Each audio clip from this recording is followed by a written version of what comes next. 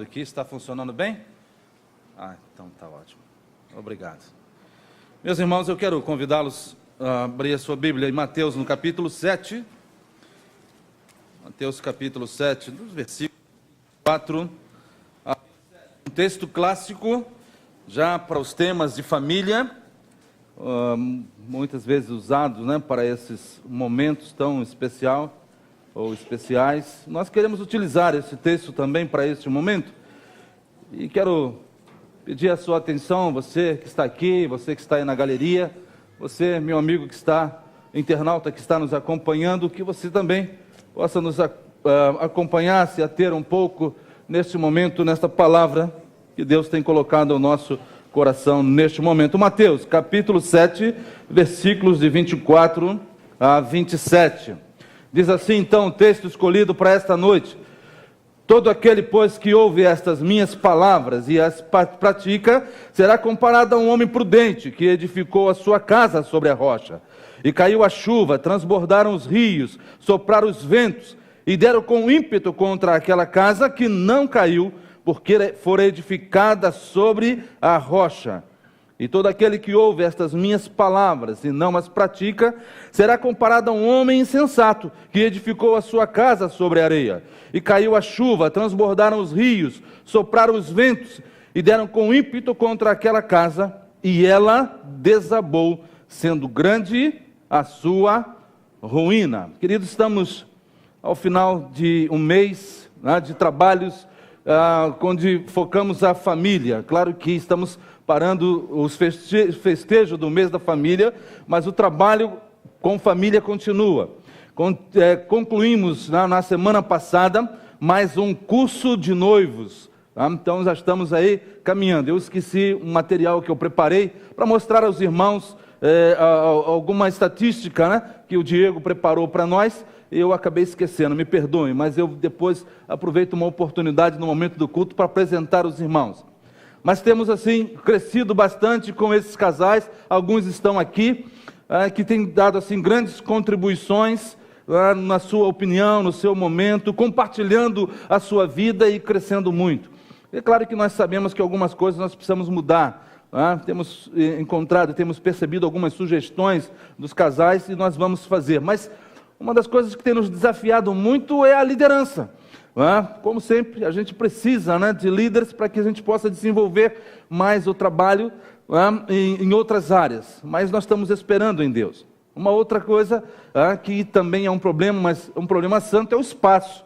A gente tem usado a escola, temos usado a casa do irmão Luiz, mas a gente precisa também usar um espaço mais próximo, porque às vezes a gente termina e quer chegar no culto e a gente não consegue.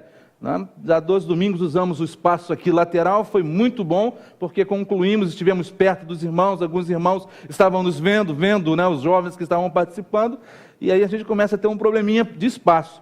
E o que acontece? Mais do que nunca precisamos intensificar as nossas orações para que esse espaço surja. Estamos vendo aí algumas paredes se descer, cair, mas com certeza Deus vai criar espaços confortáveis para que não somente o curso de noivo, como as outras classes e outros cursos também possam ser implantados e assim alcançar os objetivos. Mas eu quero agradecer aos irmãos que se empenharam durante esse período, nós já seremos, Pio, Eduardo, também a Edmar, mas os casais que têm sido grandes colaboradores também no Ministério da Família, que coordenam o encontro de casais, que é o Deilton, a Jumara, e muitos outros casais. Eu quero citar o Conselho da Família, mas quero estender também Cláudia e Marcondes, quero estender também os demais casais que têm trabalhado direto e indiretamente no encontro de casais e nas outras áreas com família. Quero estender a vocês, estender o meu abraço, o meu agradecimento àqueles que têm também nos ajudado no curso de noiva, que é o caso do tio Luiz e a tia Tereza, e estender a todos vocês, o pastor que tem nos apoiado bastante com relação a isso.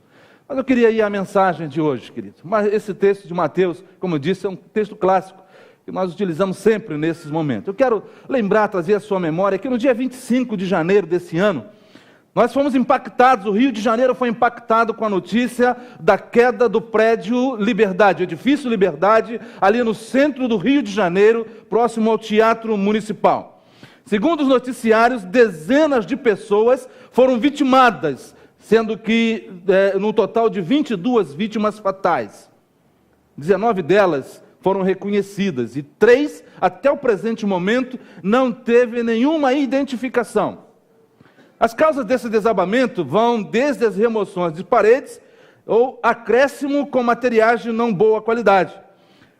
As obras aconteceram no 9º andar, quando removeram uma parte de um prisma. Eu fui saber o que é isso, e a gente percebe que são 2 paredes de concreto que sustentam uma laje, e uma dessas paredes de concreto, que na realidade é uma coluna, dando assim uma sustentação, uma laje, para dar um espaço maior a um ambiente. Esta removendo, ela desceu, batendo na outra, veio trazendo, assim, segundo alguma pesquisa que eu fiz com relação a isso. Então, a remoção dessas paredes causou este incidente, ou este acidente gravíssimo, levando mais 2 prédios, vitimando estas pessoas. O que nós percebemos durante as leituras dos noticiários é que aquela fundação, o fundamento, o material usado na fundação, ele não foi mexido. O que foi mexido, o que foi abalado foi na edificação. Tudo que foi edificado ali foi mexido, porque uma área de edificação, ela foi removida sem uma perícia, sem alguém técnico para orientar aquilo. Eu não posso falar muito porque eu não sou da área. Existem irmãos aí com mais gabarito para falar sobre isso, mas o que eu estou falando são aquelas coisas que nós lemos nos noticiários. O que foi mexido naquela estrutura trouxe então tudo abaixo. Eu quero conversar com você nesta noite sobre famílias que são edificadas em Jesus Cristo. Jesus Cristo, um fundamento lançado, que jamais pode ser lançado outro. O que nós podemos edificar sobre ele, o que já foi edificado sobre ele, deve permanecer, deve ser mantido.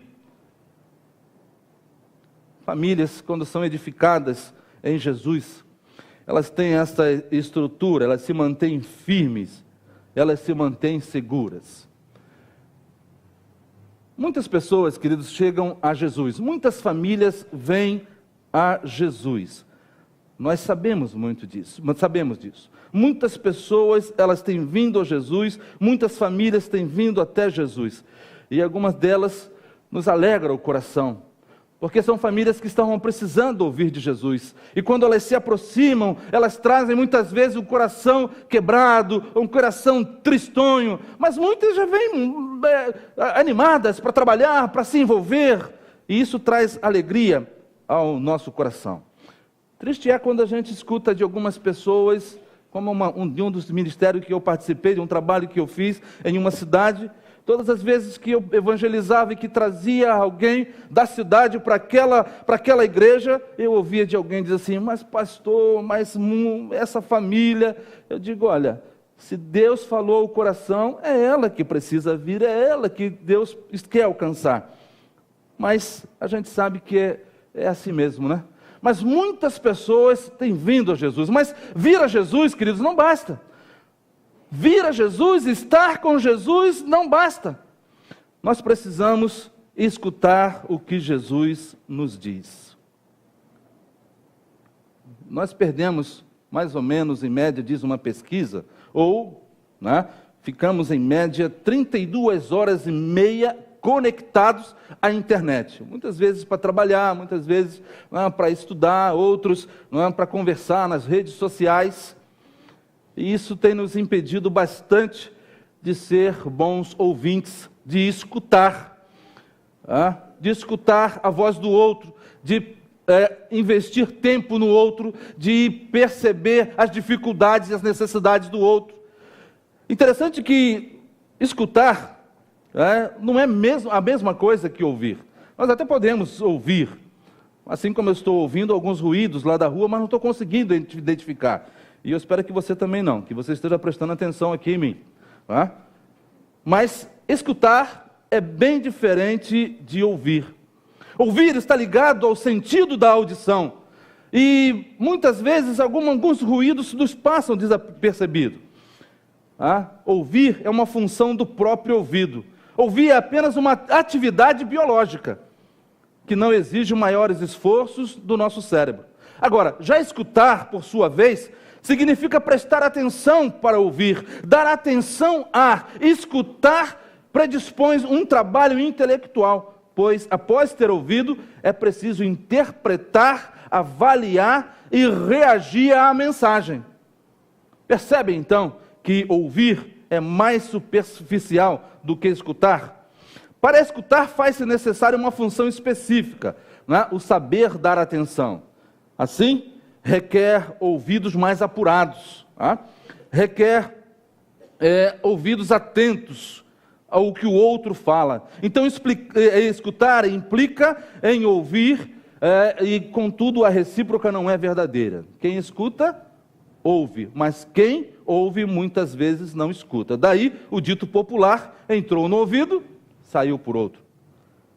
Sendo assim, não basta também, querido, não basta vir a Jesus. Nós precisamos concentrar a nossa atenção para escutar o que Ele diz, para escutar o que Ele fala, para escutar o que Ele nos orienta, para escutar aquilo que Ele está dizendo para nós. Mas ainda, querido, há uma terceira atitude que nós precisamos tomar. À guisa de ilustração, apenas quero lembrar de Judas. Judas era um dos 12. Ele veio a Jesus, ele ouvia Jesus, mas não fazia o que Jesus orientava. Então a terceira atitude que nós precisamos é fazer a vontade dele, corresponder à vontade dele, é seguir as orientações dele. Você pode conhecer muito bem a palavra dele e ainda assim não agir com base nela. Por quê? Porque o Senhor ainda não é o verdadeiro Senhor da sua vida. Porque Ele só será realmente Senhor da sua vida quando você passar a fazer o que a sua palavra orienta. Até que você corresponda aos seus ensinamentos, até que você coloque em prática os seus ensinamentos, Ele ainda não se torna Senhor da sua vida. Pois não sou eu que estou dizendo, é Ele mesmo. Nós nos remetemos à palavra de Deus, nós vamos perceber isso. E se nós sairmos um pouco da metáfora da arquitetura aí para a metáfora da lavoura, nós vamos perceber em João 15,14, quando ele diz assim: vós sereis os meus discípulos se fizer o que eu mando, o que eu oriento. E aí mais, o meu mandamento é este, que vós ameis uns aos outros. Então nós precisamos amar uns aos outros como o Senhor nos orienta, quando o Senhor nos manda. E ele ainda diz: aquele que tem os mandamentos e os guarda é o que me ama. E aquele que me ama será amado do meu Pai, e eu o amarei e me manifestarei a ele. Algumas coisas dentro da nossa estrutura familiar, dentro da nossa estrutura de vida, dentro da nossa pensamento de edificação, muitas vezes nós acabamos comprometendo tudo aquilo que nós estamos construindo como casal, como família, porque nós não mexemos naquela estrutura já feita, aquela estrutura já preparada, aquela estrutura que o Senhor mesmo preparou. E nós queremos dar o nosso jeito, né? Lembra da construção? Precisamos de mais espaço, precisamos de alguma coisa mais nova, precisamos de alguma coisa para apimentar aqui, apimentar ali, e começa então a acrescentar coisas, daqui a pouco a coisa está ruindo. Eu queria conversar um pouco com você, eu tinha dito isso no primeiro domingo, quando nós abrimos o mês da família, que nós iríamos falar um pouco sobre família, sobre o conceito de família e sobre as configurações familiares. Primeiro, o conceito de família, o termo família é derivado do latim famulus, que significa escravo doméstico. Isso dentro de uma definição romana, da antiga Roma. Então, designava aquele serviçal dentro de casa. Ele era um escravo doméstico, que vem então da família. Mas dentro da nossa visão bíblica teológica, o que nós encontramos é a expressão casa, quando Josué diz: eu e a minha casa serviremos ao Senhor. numa conotação de que o conglomerado que reside na casa, aquela família, não uma expressão usada pelos judeus, mas era a casa, todas as pessoas que estavam à casa, estavam ali para adorar e para servir ao Senhor. Segundo a declaração doutrinária da Convenção Batista Brasileira, a família foi criada por Deus para o bem do homem. É a primeira instituição da sociedade. Sua base é o casamento monogâmico e duradouro por toda a vida, só podendo ser desfeito por morte.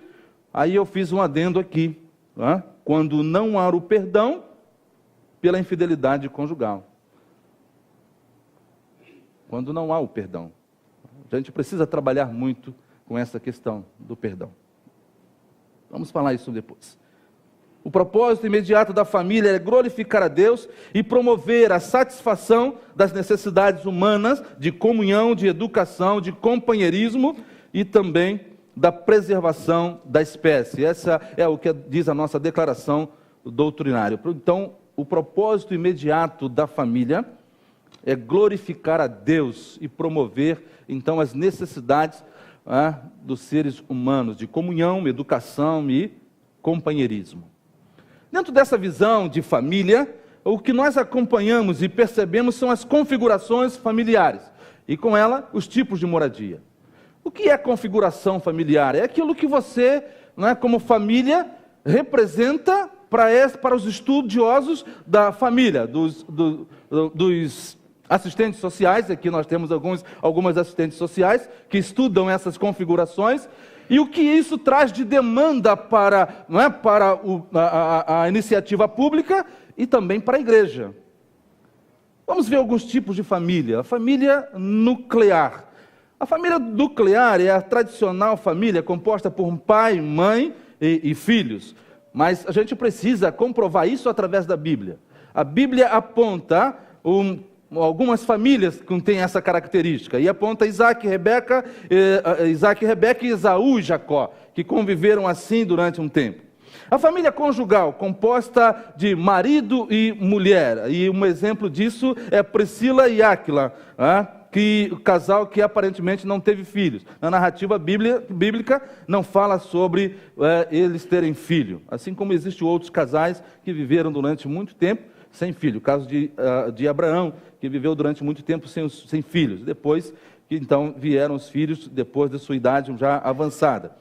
Mas também tem a família monoparental, famílias que a gente pode dizer que estão na Bíblia, e a Bíblia fala, não diretamente, família isso, família aquilo, mas pelo estudo dessa família, nós podemos então identificar. E uma vez a gente estudando esse tipo de família, você vai se identificar dentro dessa característica e entender muitas vezes as demandas que advêm dessa família, desse estilo de família, do tipo de moradia. Por exemplo, há famílias que moram dentro de um mesmo quintal, várias famílias no mesmo quintal. E aí vem uma demanda dessas questões, ou desta moradia, desse tipo de família e tipo de moradia.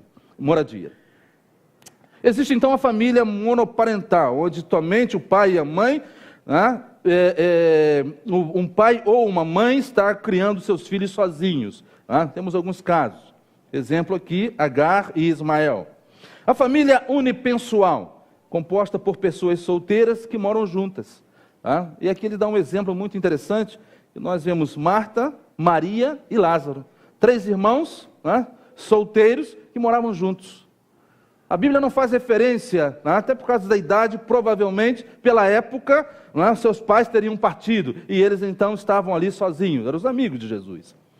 Mas você encontra também a família mosaico, é aquela onde acontece um divórcio ou uma viuvez, e aí, segundo o casamento, então, filhos de um, filhos de outro, e filhos do casal, filhos comuns do casal, formando então essa família mosaico. E um exemplo desta família mosaico na Bíblia, você encontra depois de Abraão, viúvo, então ele tem outro casamento e tem outros filhos deste casamento. A família ampliada é a família que toda a parentela mora juntos, pais, avós, irmãos, tios, todo mundo ali junto naquele mesmo lugar. É a família ampliada, que é saudável, que traz os seus apoios, as suas formas de preservação, mas também traz algumas dificuldades em algumas vezes. O exemplo dela é a família de Noemi, a família de Ruth, a família de Noemi e de Ruth. Quando nós vamos no Novo Testamento, nós vimos Pedro, que possivelmente tinha a sua sogra por perto, porque foi ele que levou a sogra para que Jesus curasse. Aí dizem aí os comentaristas de plantão que foi por isso que ele negou a Jesus, por Jesus ter curado a sogra dele. Nada pessoal contra as sogras. Trazendo à luz esses fatos, a cada família deve observar o que há de sinais e marcas na sua vida, na sua existência, para trazer a saúde a esta família. Então é importante para a gente entender essas configurações familiares, por conta das demandas que isto vem até, muitas vezes, nas instituições e também em nossa igreja. Quando falamos sobre a família, quando nós falamos sobre as edificações que muitas vezes são mexidas e que trazem algumas dificuldades, pensamos nisso. Quando nós queremos reestruturar a nossa família, as coisas começam então, às vezes, ficar um pouco difícil. Então, o que está sendo mexido numa edificação pode comprometer todo algo que já foi construído. Então, na sua vida, o que vai comprometer, ou o que mexer, pode comprometer tudo aquilo que está na sua vida. A palavra de Paulo aos Colossenses, ele disse: se já fostes ressuscitados com Cristo, buscai as coisas lá do alto. E aqui eu quero dar uma palavrinha bem rápida aos noivos, os noivos não que já passaram pelo curso, mas aqueles que pretendem se casar. Quando nós pretendemos nos casar, nós precisamos pensar muito bem. Estamos aqui com os casais, alguns com poucos meses de casados, outros com alguns anos. No meu caso, eu e Rosilda vamos fazer para 29 anos de casados, outros com menos, outros com mais experiência ainda de casado, mas aqueles que estão solteiros. Provérbios 24, 27 diz: cuida dos teus negócios lá fora, apronta a lavoura no campo e depois edifica a sua casa. Nos motivando a nos preparar para isso. O que outro dia eu falei é que muitas vezes as pessoas começam a namorar e daqui a pouco se veem dentro de uma família. Já estão com uma família construída e não se prepara para isso. Isso é muito comum. Nós temos uma estatística no Brasil de que existe 1,5 milhão de adolescentes dando à luz no Brasil. 1,5 milhão. Não sei se essa estatística está diminuindo ou se está crescendo diante de tanta programação que se faz a respeito disso. Mas é interessante que os casais pensem sobre isso. Mas o que, querido, pode mexer tanto nessa edificação desse lar, na construção desta família, na edificação dessa família, o que pode mexer tanto? E eu quero compartilhar com você aqui algumas coisas, algumas ideias que Deus tem colocado no nosso coração. Provérbios diz que nós não devemos remover os marcos antigos. Tem muitas coisas que nós aprendemos, que nós percebemos, que a Bíblia fala, que os nossos líderes nos falam, e que muitas vezes nós queremos tirar, remover daquilo, mas são os limites que a palavra nos dá, são os limites que nós temos para conviver com o outro. Mas muitas vezes queremos então remover esse limite. Uma das coisas que nós precisamos aprender é conviver com as nossas possibilidades de viver dentro dos limites estabelecidos pela palavra de Deus. Hoje à tarde eu estava em uma igreja falando e lembrei de uma questão, porque é muita gente falando sobre família. Eu estou apenas aprendendo, estou me aperfeiçoando. Mas uma das coisas que me chama muito a atenção é porque as pessoas estão falando o que a Bíblia diz quando a Bíblia não diz. Cântico de Cânticos tem muita passagem ali falando a respeito da vida e do amor romântico. Mas tem gente falando coisa que a Bíblia não está falando. Incentivando coisas que a Bíblia não está incentivando. Isso nos preocupa porque é como se mexesse nessa estrutura estabelecida por Deus, colocada por Deus, e alguém está dizendo que deve ser mexida nessa estrutura por algum motivo. E aí nós percebemos as pessoas sofrerem por conta disso. Por hábitos, por situações, por alguém que se acha como autoridade, e aí fala para um grande público, e as pessoas então levam para suas casas e começam então a tentar colocar situações ou acrescentar situações, tirando as bases espirituais e acrescentando coisas não tão espirituais e removendo coisas importantes da estrutura familiar. Queria falar com você sobre isso, para que a gente estivesse atento dentro disso. Mas algumas questões, queridos, dentro dessa relação familiar, que nós precisamos tocar. E uma delas está em Salmo 55, 12, versículos 12 e versículo 13. Eu acho que eu já citei esse fato aqui, mas eu queria voltar, porque isso também mexe com a estrutura, mexe com a edificação de um lar, de uma família, de um casal. Abra aí sua Bíblia em Salmo 55, 12 e 13, quando a gente diz, quando o salmista faz esta afirmação, tão importante, tão segura. É claro que ele está falando ali para aqueles que estão vivendo junto ao seu exército, seu palácio, e que acabam então quebrando pacto de confiança, pacto de fidelidade, e acabam agindo de uma forma totalmente destrutiva. Mas ele diz lá, no versículo 12, com efeito, não é o inimigo que me afronta, se fosse, eu o suportaria. Nem é o que me odeia, quem se exalta contra mim, pois dele eu me esconderia. Mas és tu, homem meu igual, meu companheiro e meu íntimo amigo. Juntos andávamos, juntos nos entretínhamos e íamos com a multidão à casa de Deus. O que nós temos visto, queridos, atualmente, muitas vezes nos lares, é que, como o pastor até colocou dentro, na pastoral de hoje, a inquietação que existe muitas vezes por atos de indiferença, de violência, acontecendo dentro dos lares. Quando a gente lê esse salmo, a gente vê se descortinar-se diante dos nossos olhos a situação de milhares de lares que têm convivido com um clima de violência, e muitas vezes a violência entre marido e mulher, entre pais e filhos, entre filhos e pais. E a gente chama a atenção para isso, porque isso tem sido um fato que tem se repetido muito em muitas áreas, em muitas famílias. E quando o salmista fala que está muito ligado às pessoas muito próximas, às pessoas que estão bem próximas a ele, ele faz uma progressão nessa passagem. Ele diz, se fosse o inimigo, eu suportaria. Se fosse alguém de fora, mas ele disse, é você que está bem perto, você que está bem próximo, é o companheiro, aquele que está junto, indo à igreja, é o que me afronta, é o que faz com que comete os atos de violência, ou até mesmo o ato de frieza.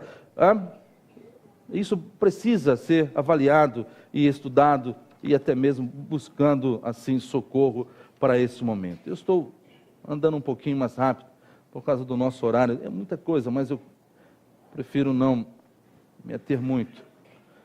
Mas eu quero lembrar a você, diante disso, desses atos, muitas vezes que acontecem, quando acontece uma crise conjugal ou familiar, eu sempre digo que há 3 esferas que nós podemos contar.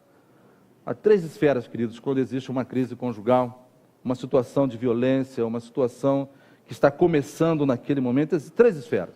A primeira esfera é espiritual. A segunda esfera é dentro da esfera, vamos chamar, dentro da saúde pública, médico. E a terceira, judicial. Sempre falo isso. Então, o primeiro sinal de crise, de insatisfação, até mesmo de infidelidade ou violência, ou qualquer outro incômodo, de qualquer parte, use sempre o primeiro recurso, o recurso espiritual. Use sempre o primeiro recurso, o recurso espiritual. Quero lembrar aos irmãos que quando eu aqui cheguei, encontrei um casal muito quebrado. E fui procurado por eles. E trabalhamos durante alguns meses. E me alegra ver este casal hoje, unidos, juntinhos, braço dado, chegando na igreja firme e sempre com muito equilíbrio. Há pouco tempo atrás chegou aqui, a irmã Jacerema me trouxe um casal e disse: pastor, atenda esse casal. E durante alguns meses nós ficamos aqui acompanhando esse casal. E quando esse casal chegou, eles estavam morando em casas separadas.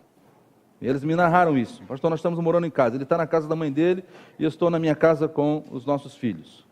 E durante alguns meses aqui, nós trabalhamos com esse casal.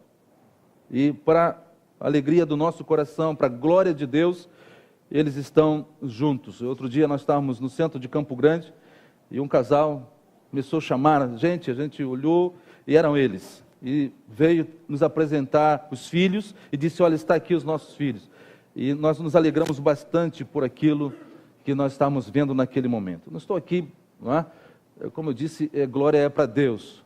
Mas muitas vezes nós deixamos, queridos, de procurar a esfera espiritual. Vamos direto para a esfera judicial ou qualquer uma outra esfera.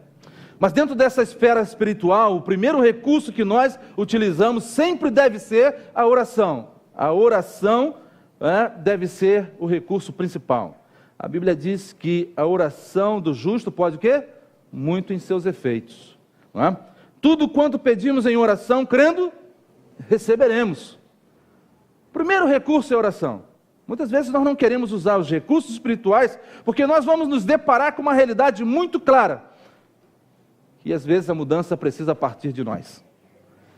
E aí nós começamos a dizer: o outro precisa mudar. Como acontece aqui. Alguém chega assim: precisa mudar essa mulher, precisa mudar esse homem. E no meio da conversa, no tempo que a gente utiliza para conversar, a gente percebe que os dois precisam passar pelas mudanças necessárias. Então, quando nós começamos a orar, nós percebemos que Deus fala ao nosso coração e diz: olha, a mudança precisa começar por você. Diga: por mim, Senhor? É por você. Então, o primeiro recurso é a oração. Mateus 21, 22 diz: tudo quanto pedimos em oração, crendo, receberemos. A oração do justo pode muito em seus efeitos. Tiago 5,16. Se for o pecado, use o princípio do perdão. Mateus 6, 12, 14, 15. Se o pecado for repetido, use o princípio do argumento. Você e ele, conforme Mateus 18, 15. O que diz Mateus 18, 15? Se ele errar contra você, chame ele e, olho no olho, vamos conversar. Vamos bater um papo. Se ele não te ouvir, o que acontece?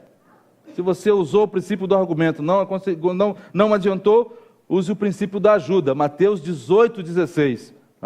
Chame lá as pessoas da igreja, chame o pastor da igreja, chame alguém da igreja, para ajudá-lo nesse processo.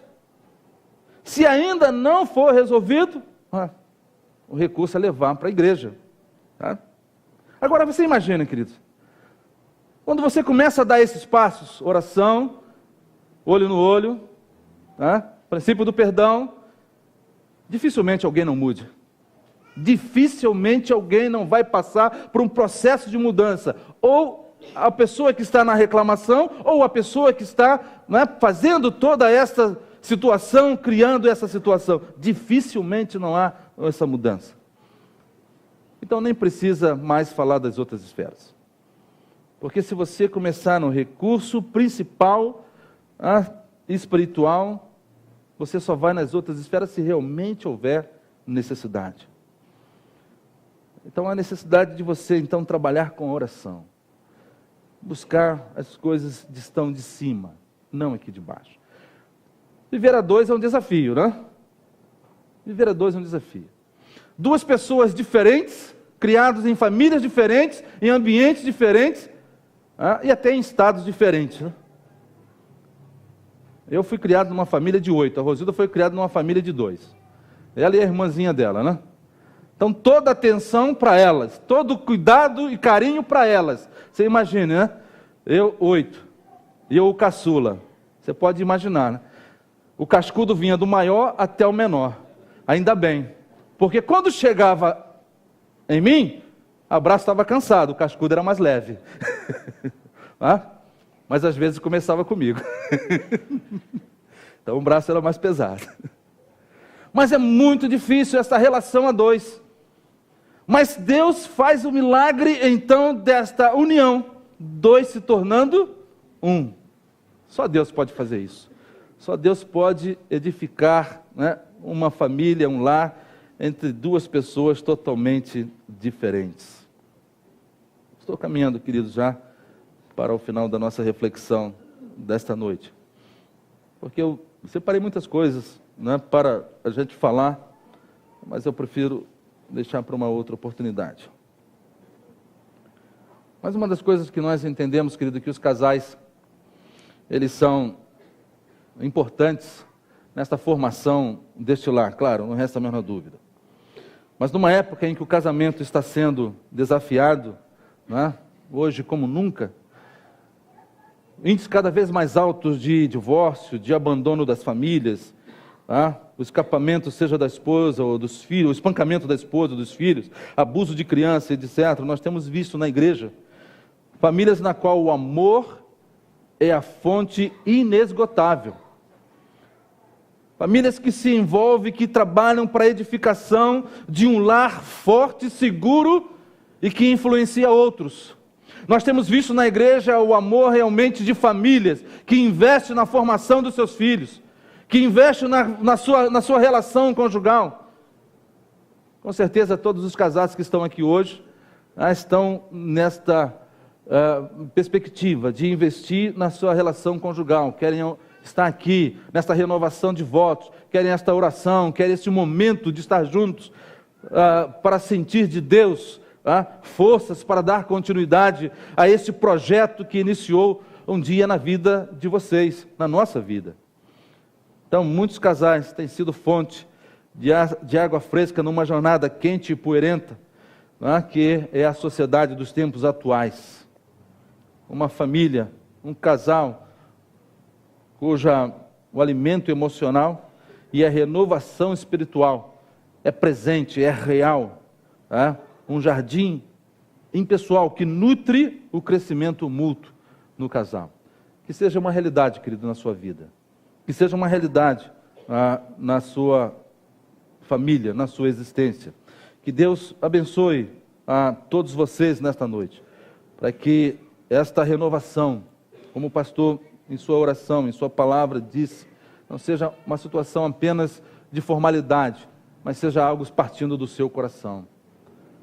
Para que esta família, para que esse casamento edificado não seja bombardeado, ou seja mexido de forma alguma, para que você venha ver o seu casamento ruir, mas que no ano que vem, assim como o pastor falou e orou, possamos ver você aqui, feliz e trazendo outros também, pela influência da sua existência, pela influência do seu casamento.